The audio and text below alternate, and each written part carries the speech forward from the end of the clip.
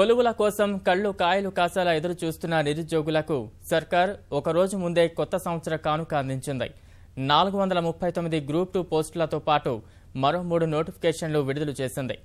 Group 2 పోస్టుల కింద sub registrar, municipal commissioner, ACTO, excise SI పోస్టులు భర్తీ చేయనుండగా రేపటి నుంచి ఫిబ్రవరి 9 వరకు దరఖాస్తుల స్వీకరిస్తామని తెలంగాణ పబ్లిక్ సర్వీస్ కమిషన్ తెలిపింది. ఏప్రిల్ 24, 25 తేదీల్లో పరీక్షలు నిర్వహిస్తామని వెల్లడించింది.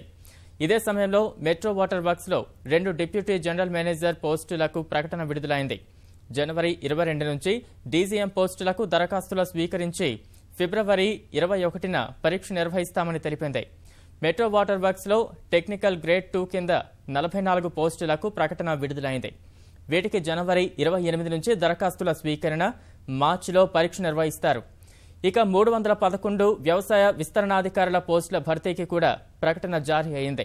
జనవరి 25 నుంచి దరఖాస్తులు స్వీకరించి మార్చిలో పరీక్షలు జరుపుతారు.